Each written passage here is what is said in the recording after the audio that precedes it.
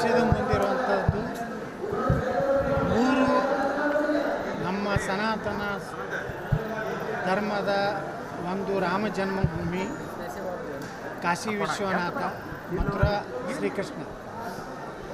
ಈ 3 ನಾವು ಮುಕ್ತ ಮಾಡುವಂಥದ್ರಲ್ಲಿ ಈಗಾಗಲೇ ಅಯೋಧ್ಯೆ ರಾಮ ಮಂದಿರದ ಒಂದು ಮುಕ್ತ ಆಗಿದೆ. ಮುಂದಿನ ದಿವಸಗಳಲ್ಲಿ ನಮ್ಮ ನ್ಯಾಯಾಂಗ ವ್ಯವಸ್ಥೆಯಲ್ಲಿ ವಿಶ್ವಾಸ ಇದೆ. ಕಾಶಿ ವಿಶ್ವನಾಥನ ದೇವಸ್ಥಾನವೂ ಮುಕ್ತ ಆಗ್ತದೆ. ಅದೇ ರೀತಿ ಮಥುರಾ ಶ್ರೀಕೃಷ್ಣನ ದೇವಸ್ಥಾನವೂ ಮುಕ್ತ ಆಗ್ತದೆ. ಮತ್ತು ಈ ದೇಶದಲ್ಲಿ ಎಲ್ಲಿ ನೋಡಿದ್ರೂ ಸಹ ಹಿಂದೂ ದೇವಸ್ಥಾನಗಳನ್ನು ಕೆಡವೇನೆ ಮಸೀದಿ ಕಟ್ಟಿದ್ದಾರೆ. ಅಂದರೆ ಏನದರ ಅರ್ಥ, ಅವರು ಏನು ಸಂಕೇತ ಕೊಡ್ಬೇಕಂತ ಹೇಳಿ ಈ ಮತಾಂಧ ಇಸ್ಲಾಂ ಮೂಲಭೂತವಾದಿಗಳು ನಾವು ಭಾರತದ ಸ್ವಾಭಿಮಾನ ಹಿಂದೂಗಳ ಮೇಲೆ ನಾವು ಗೆದ್ದಿದ್ದೀವಿ, ಅವ್ರನ್ನ ನಮ್ಮ ಒತ್ತೆಯಾಳವಾಗಿ ಅವ್ರನ್ನ ನಾವು ಇಟ್ಕೊಂಡಿದ್ದೀವಿ ಅಂತ ಸಂಕೇತ ಕೊಡಲಿಕ್ಕೆ ಹಿಂದೂ ದೇವಸ್ಥಾನಗಳ ಮೇಲೆ ಅವರು ದಾಳಿ ಮಾಡಿದ್ದಾರೆ. ಮತ್ತು ಹಿಂದೂ ದೇವಸ್ಥಾನಗಳಲ್ಲಿ ಅಂದಿನ ಕಾಲದಲ್ಲಿ ಸಾಕಷ್ಟು ವಜ್ರ ವೈಡೂರ್ಯ ಐಶ್ವರ್ಯ ಇದ್ದಂಥದ್ದು. ಯಾಕಂದರೆ ಎಲ್ಲ ರಾಜ ಮಹಾರಾಜರು ನಮ್ಮ ದೇಶದಲ್ಲೆಲ್ಲ ಅದನ್ನ ಹಿಂದೂ ಏನು ರಾಜ ಮಹಾರಾಜರಿದ್ದರು ಅವರು ಎಲ್ಲರೂ ದೈವಭಕ್ತರಾಗಿದ್ದರು. ಹೀಗಾಗಿ ಎಲ್ಲ ದೇವಸ್ಥಾನಗಳಿಗೆ ಏನು ತಮ್ಮ ರಾಜ್ಯದ ಒಂದೇನು ಹಣ ಬರ್ತದೆ ಅದರಲ್ಲಿ ದೇವಸ್ಥಾನಕ್ಕೆ ಅರ್ಪಣೆ ಮಾಡುವಂಥದ್ದು ಒಂದು ಸಂಸ್ಕೃತಿ ಭಾರತದಲ್ಲಿ. ಈ ಹಿನ್ನೆಲೆಯಲ್ಲಿ ಇವತ್ತು ನಮ್ಮ ಲಕ್ಷ್ಯ ಕಾಶಿ ವಿಶ್ವನಾಥ, ಮಥುರಾ ಕೃಷ್ಣ ಹೀಗಿದೆ. ಬಿಜಾಪುರ್ನಲ್ಲಿಯೂ ಸಹಿತ ನೀವು ನೋಡ್ರಿ, ಅಲ್ಲಿ ನಮ್ಮ ಏನು ಡಿ ಸಿ ಕಚೇರಿ ಪಕ್ಕದಲ್ಲಿ ನರಸಿಂಹ ದೇವಸ್ಥಾನ ಇತ್ತು. ಇದು ಎಲ್ಲ ಐತಿಹಾಸಿಕ ಸತ್ಯ ಅದಾವೆ. ಅದೇ ರೀತಿ ಕರೀಮುಲ್ಲಾ ಮಸೀದಿ ಅಂತ ಹೇಳ್ತಾರೆ ಅದನ್ನು. ನೇಮಿನಾಥ್ ದೇವಸ್ಥಾನ ಅಲ್ಲೇ ಆಯಿತು. ಇಲ್ಲಿ ನಮ್ಮ ಆದಿಲ್ ಶಾಹಿ ಅನೇಕ್ಷತೆ ಏನು ಹೋಟೆಲ್ ಆಗಿದೆಯಲ್ಲ, KSTTCದು ITDCದೇನೋ ಇದೆ, ಅಲ್ಲಿ ಒಂದು ಈಶ್ವರನ ದೇವಸ್ಥಾನ ಇದೆ. ಅದಕ್ಕೆ ಭಾಳ ಮಜಾ ಹೆಸರಿದೆ. ಅದು ಅರ್ಕಲೆ ಚಿಕ್ಕಲ್ದವರು ಅದಕ್ಕೆ ಯಾವುದೋ ಒಂದು ದೇವಸ್ಥಾನ ಅಂತ ಹೇಳ್ತಾರೆ, ಮಸೀದಿ ಅನ್ನೋದಿಲ್ಲ. ಅಂದರೆ ನಮ್ಮ ಬಿಜಾಪುರದಲ್ಲಿ ಸಾಕಷ್ಟು ಇಂಥ ದೇವಸ್ಥಾನಗಳ ಮೇಲೆ ಮಸೀದಿ ಕಟ್ಟಿದ ಉದಾಹರಣೆ ಇದೆ. ಆದರೆ ನಮ್ಮ ಮೊದಲು 3 ದೇವಸ್ಥಾನಗಳೇನದಾವು, ಕೃಷ್ಣ ಮಥುರಾ, ನಮ್ಮ ಮಥುರಾ ಕೃಷ್ಣನ ದೇವಸ್ಥಾನ, ಕಾಶಿ ವಿಶ್ವನಾಥ, ರಾಮ ಮಂದಿರ ಅಂತೂ ನಿರ್ಮಾಣ ಆಯಿತು. ಅವೆಲ್ಲ ಮುಕ್ತ ಆದಮೇಲೆ ಹಂತ ಇವತ್ತು ಸರಸ್ವತಿ ಮಂದಿರ ಮಧ್ಯಪ್ರದೇಶದಲ್ಲಿ ಅಲ್ಲಿಯೂ ಒಂದು ಮಸೀದಿ ಕಟ್ಟಿದ್ದಾರೆ.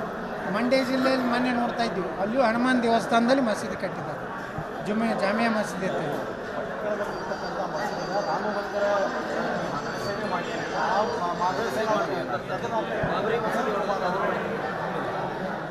ಏನವ್ರು ಏನು ಹೇಳ್ಯಾರೋ ನಾನು ನೇರವಾಗಿ ಕೇಳಿಲ್ಲ. ಆದರೆ ನಮ್ಮ ಮುಂದಿರುವಂಥದ್ದು ಗುರಿ, ನಮ್ಮ ಪ್ರಧಾನಮಂತ್ರಿಗಳು ಇವತ್ತು ನಮ್ಮ ದೇಶದ ಏಕತೆಯ ಸಮಗ್ರತೆಯ ಜೊತೆಗೆ ಅಂತಾರಾಷ್ಟ್ರೀಯ ಮಟ್ಟದಲ್ಲಿ ಇವತ್ತು ಇಸ್ಲಾಂ ರಾಷ್ಟ್ರಗಳಲ್ಲಿ ಸಹ ಭಾರತದ ಬಗ್ಗೆ ಗೌರವ ಹೆಚ್ಚಾಗಿದೆ. ಇವತ್ತು ನಾಳೆ ನೋಡಿ, 2 ತಿಂಗಳಲ್ಲಿ ನಮ್ಮ ಪ್ರಧಾನಮಂತ್ರಿಗಳು ಅಬುಧಾಬಿಯಲ್ಲಿ ಏನು ನಮ್ಮ 7 ರಾಜ್ಯಗಳು ಕೂಡಿ ಒಂದು UAE ಮಾಡ್ಕೊಂಡಾರೆ. ಅಲ್ಲಿ ಲಕ್ಷ್ಮೀನಾರಾಯಣ ಟೆಂಪಲನ್ನು ಉದ್ಘಾಟನೆ ಹೋಗ್ತಾ ಇದ್ದಾರೆ. ಯಾವ ಸೌದಿ ಅರೇಬಿಯಾದಲ್ಲಿ ಇಸ್ಲಾಂ ಧರ್ಮವನ್ನು ಬಿಟ್ಟರೆ ಮತ್ಯಾವ ಧರ್ಮಕ್ಕೆ ಅವಕಾಶ ಇರಲಿಲ್ಲ, ಅಲ್ಲೂ ಇವತ್ತು ಸ್ವಾಮಿನಾರಾಯಣ ಟೆಂಪಲ್ ಕಟ್ತಾಯಿದೆ. ಅಂದರೆ ಭಾರತ ಎಲ್ಲ ಕಡೆ ಹಿಂದುತ್ವ, ಹಿಂದೂ ಶಕ್ತಿ ಬೆಳೀತಾ ಇದೆ. ಇನ್ನು ಭಾರತದಲ್ಲಿರುವಂಥ ಒಂದು ಕಾಲ ಬಂದೇ ಬರ್ತದೆ. ಎಲ್ಲ ಏನು ಒಂದು ಇತಿಹಾಸ ಪ್ರಕಾರ ಲಕ್ಷಾಂತರ ಹಿಂದೂ ದೇವಸ್ಥಾನಗಳು ಇದಾಗವು. ಕಾಲಕ್ರಮಣದಲ್ಲಿ ಹಿಂದೂ ಸಮಾಜ ಜಾಗೃತ ಆಗ್ತದೆ. ಹಿಂದುತ್ವ ಇಡೀ ಜಗತ್ತನ್ನೇ ಆಳುವುದಿದೆ. ಮುಗೀತೀಗ ಎಲ್ಲ ಮತಾಂಧ ಶಕ್ತಿಗಳ ಶಕ್ತಿ ಮುಗೀತು. ಇನ್ಮೇಲೆ ಭಾರತವೇ ಜಗತ್ತಿನ ಒಂದು ಜಗದ್ಗುರು ಆಗುವಂಥ ಕಾಲದಲ್ಲಿ ನಾವೆಲ್ಲದರಲ್ಲೂ ಯಶಸ್ಸು ಸಾಧಿಸ್ತೀವಿ. ನಾವು ಈಗಾಗಲೇ ಆರ್ಕಿಯಾಲಜಿಕಲ್ ಸರ್ವೆ ಆಫ್ ಇಂಡಿಯಾದವರು ಪತ್ರ ಬರೆದಿದ್ದೀವಿ. ಇದು ಜೈನ ಮಂದಿರ ಇತ್ತು, ಇದು ನರಸಿಂಹ ದೇವಸ್ಥಾನ ಇತ್ತು, ಇಲ್ಲಿ ಶಿವನ ದೇವಸ್ಥಾನ ಇತ್ತು. ಇದನ್ನು ಮುಕ್ತ ಮಾಡಿ ಸರ್ವೆ ಮಾಡಬೇಕು.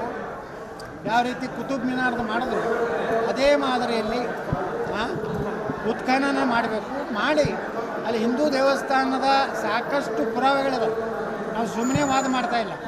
ಅಲ್ಲಿ ಒಳಗೆ ನಂದಿ ಇದೆ, ಅಲ್ಲಿ ಒಳಗೆ ಎಲ್ಲ ಹಿಂದೂ ಏನು ನಮ್ಮ ಕಲ್ಚರ್ ಇತ್ತು ಹಿಂದೂ ಅದನ್ನು ಒಂದು ಸಲ ಚಿತ್ರಗಳಿದಾವೆ. ನಂದಿ ಕಮಲು, ತಾವೇರೆ ಹೂವು ಇವೆಲ್ಲ ನಮ್ಮ ಹಿಂದೂ ಸಂಸ್ಕೃತಿಯ ಭಾಗ. ಅದಕ್ಕೆ ನಾವು ಆರ್ಕಿಯಾಲಜಿಕಲ್ ಸರ್ವೆ ಆಫ್ ಇಂಡಿಯಾದವ್ರಿಗೆ ವಿನಂತಿ ಮಾಡ್ಕೊಂಡಿದ್ದೀವಿ. ಇನ್ನೂ ಒಮ್ಮೆ ನಾವು ಒಂದು ಸಲ ಅವರಿಗೆ ಪತ್ರ ಬರಿತೀವಿ. ಅದಕ್ಕೆ ಸ್ಪಂದನೆ ಇದ್ದರೆ ನಾವು ನ್ಯಾಯಾಲಯಕ್ಕೆ ಹೋಗಿ ಇವು ಉತ್ಖನನಕ್ಕೆ ಮಾನ್ಯ ನ್ಯಾಯಾಲಯ ಆದೇಶ ಕೊಡ್ಬೇಕಂತ ನಾವು ವಿನಂತಿ ಮಾಡ್ತೀವಿ.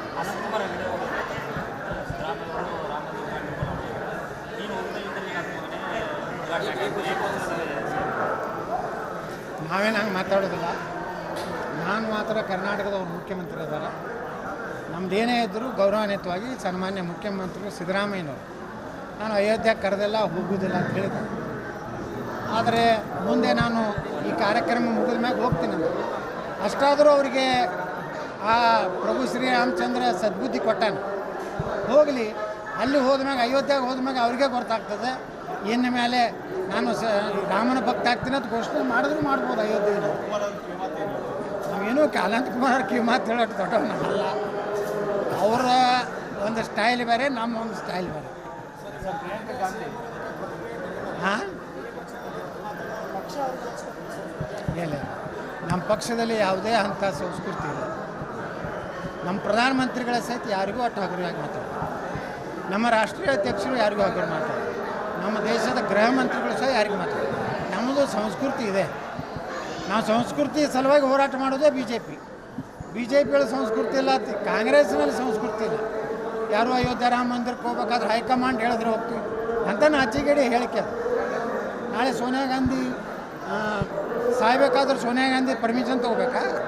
ನಾ ಸಾಯ್ತಾ ಇದ್ದೀನಿ, ನಾ ಸಾಯ್ಲೋ ಬಾಡಿ ಹತ್ತಾರೆ ಅಂದರೆ ಅದು ಗುಲಾಮಗಿರಿ ಸಂಕೇತ. ಕಾಂಗ್ರೆಸ್ ಬಿ ಜೆ ಪಿ ಅಂದರೆ ಸ್ವಾಭಿಮಾನದ ಸಂಕೇತ. ನಮ್ಮ ಪ್ರಧಾನಮಂತ್ರಿಗಳೇ ಜಗತ್ತಿನ ಒಬ್ಬ ಲೀಡರ್ ಆಗಿದ್ದಾರೆ.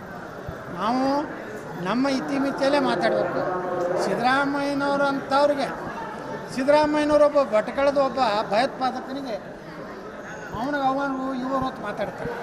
ಅವ್ರದ್ದು ಸಂಸ್ಕೃತಿ ಭಯೋತ್ಪಾದಕರು, ದೇಶದ ದ್ರೋಹಿಗಳ ಬಗ್ಗೆ ಅವರು ಇವರು ಇದು ಮಾತಾಡಬಾರ್ದು. ದೇಶದ್ರೋಹಿಗಳಿಗೆ ಯಾವ ರೀತಿ ಯಾವ ಶಬ್ದದಲ್ಲಿ ಹೇಳ್ಬೇಕು ಅದೇ ಉತ್ತರ ಹೇಳಬೇಕು.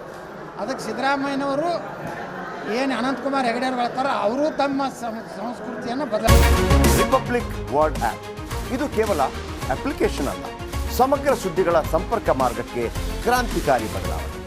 ರಿಪಬ್ಲಿಕ್ ವರ್ಲ್ಡ್ ಆ್ಯಪ್ ಕೇವಲ ಸುದ್ದಿ ಅಪ್ಲಿಕೇಶನ್ ಪರಿಚಯಿಸ್ತಾ ಇಲ್ಲ, ಬದಲಾಗಿ ಡಿಜಿಟಲ್ ಸುದ್ದಿ ಬಳಕೆಯ ಹೊಸ ಯುಗಕ್ಕೆ ನಾಂದಿ ಹಾಡ್ತಾ ಇದೆ. ಇದೊಂದು ಬ್ರೇಕಿಂಗ್ ನ್ಯೂಸ್, ಪ್ರಭಾವಶಾಲಿ ಕಾರ್ಯಕ್ರಮಗಳಿಗೆ ಗಟ್ಟಿಯಾದ ನ್ಯೂಸ್. ಇಲ್ಲಿ ಕೇವಲ ತಾಜಾ ಸುದ್ದಿ, ಅದರ ನೇರ ಪ್ರಸಾರ ಮತ್ತು ಚರ್ಚೆಗಳಿಗೆ ಮಾತ್ರ ಅವಕಾಶ. ರಿಪಬ್ಲಿಕ್ ವರ್ಲ್ಡ್ ಆ್ಯಪ್ ಡೌನ್ಲೋಡ್ ಮಾಡಿಕೊಳ್ಳಿ. ಗೂಗಲ್ ಪ್ಲೇಸ್ಟೋರ್ ಮತ್ತು ಆಪಲ್ ಆ್ಯಪ್ ಸ್ಟೋರ್ನಲ್ಲಿ ಲಭ್ಯವಿದೆ.